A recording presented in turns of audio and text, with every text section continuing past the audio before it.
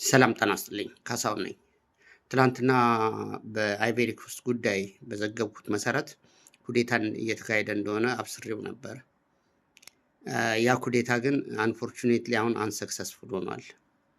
አለተን ታዋራም የአይቬሪ ኮስት ፕሬዚዳንት በተወሰነ ቦታ ላይ ተደብቆ ነበረ ኩዴታውን ለማክሸፍ እየሰራ የነበረው።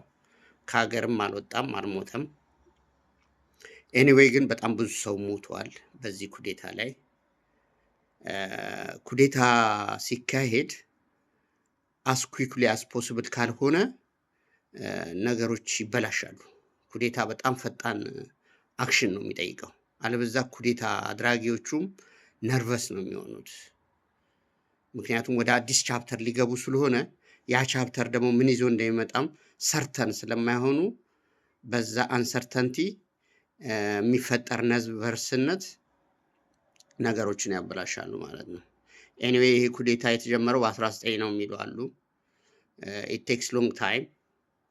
ይህ ኩዴታ ከሸፈ ማለት ግን ከዚህ በኋላ አላሰን ታዋራ በስልጣን ላይ የመቀጠል አቅሙ በጣም ዝቅተኛ ነው። የተናቃነቀ ጥርስ ሳይነቀል እንደማይቀር ሁሉ ኦልሬዲ በቃ ስልጣኑ ተነቅንቋል እና ከዚህ በኋላ የማስተርሶቹንም ጉዳይ የማስፈጸም አቅሙም ዝቅተኛ ነው የሚሆነው። እንግዲህ አሁን ወደ ስልጣኑ ሲመለስና ፓወሩን ሪክሌም ሲያደርግ የሚፈጥራቸው ብዙ ትራጂክ የሆኑ ኢቨንቶች ሊመጡ ይችላሉ። ብዙ ሰዎች ሊገደሉ፣ ሊረሸኑ ይችላሉ።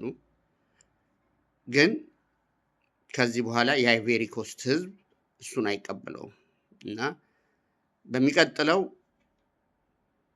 ወይ ይገደላል ወይ ተመሳሳይ መፈንቅለ መንግስት ይካሄዳል ማለት ነው በአይቬሪ ኮስት ላይ።